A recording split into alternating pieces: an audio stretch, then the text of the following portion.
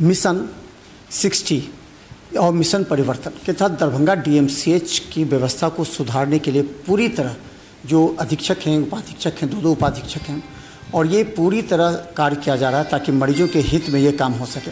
हम बता दें, एक उपाधीक्षक के रूप में मात्र 10 दिन पहले ही ज्वाइन किए हैं डॉक्टर सुरेंद्र कुमार, तो इन लोगों के काम का अलग अलग बंटवारा हो गया। इनके साथ इसलिए हम बात कर रहे हैं डॉक्टर सुरेंद्र कुमार के साथ क्योंकि ये अभी डीएमसीएच के इमरजेंसी आउटडोर और डीएमसीएच इमरजेंसी में अभी कई जगह जो डॉक्टरों की उपस्थिति है उसको लेकर के आपने निरीक्षण किया होगा, लगातार कर रहे हैं। फर्स्ट टाइम क्या नहीं, अभी तो डॉक्टर लोग रह रहे हैं, लेकिन कहीं कहीं कमी हमको नज़र आती है, तो उसको हम दूर करने के लिए रिपीटेडली अभी हम ओपीडी इमरजेंसी में जा रहे हैं और वहाँ जो है सो हम कोशिश कर रहे हैं कि सारे लोग ससमय उपस्थित हों और अपने काम का निपटारा सही ढंग से करें।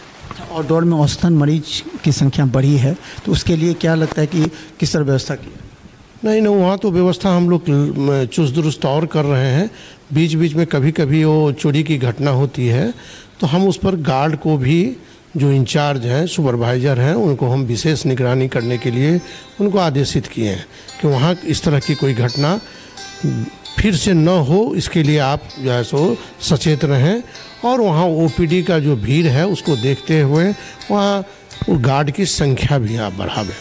एक महत्वपूर्ण निर्देश जारी किया गया है।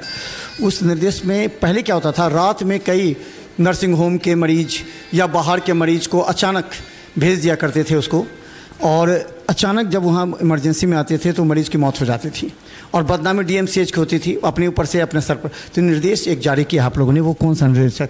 नहीं, आप है कि आप एक रेफरल स्लिप सरकार के द्वारा दी गई है कि उसमें पूरा डिटेल्स डॉक्टर को लिखना है। जो बाहर से भी यदि पीएससी से कहीं से भेजा जा रहा है तो उनको भी लिख के देना है, और हमें भी रिकॉर्ड मेंटेन करना है कि वो वहाँ से आया तो उसका भी रिकॉर्ड होता है, और हम यहाँ से जो भेजेंगे किसी भी इंस्टीट्यूट में तो उसका एक रेफरल स्लिप मिला है हम लोगों को।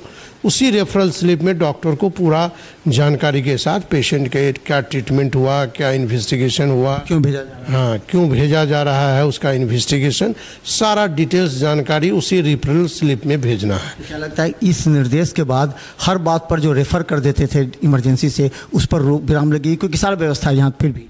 हाँ, उसमें तो निश्चित रूप से जो ज़रूरत होगा वही पेशेंट का वहाँ रेफरल होगा। यहाँ जो भी ट्रीटमेंट संभव है वो उसका ट्रीटमेंट यहाँ मिलेगा मरीज़ को। ये हम लोगों की यही कोशिश है, और इस सारे HODs लोगों को भी और सारे डॉक्टर्स को ये इन्फॉर्म कर दिया गया है कि आप रेफरल स्लिप में ही रेफ़र करें और उसके अलावा कोई दूसरा स्लिप का यूज़ न करें। ये निगरानी कौन रखेगा? निगरानी के लिए जो है सो अभी कोई ऐसा नहीं है, हम लोग दोनों उपाधीक्षक हैं, जब भी राउंड में जाते हैं तो इसकी देखभाल कर रहे हैं। इमरजेंसी अभी मेरे अधीन में है तो अभी तो मैं ही हूँ उसको।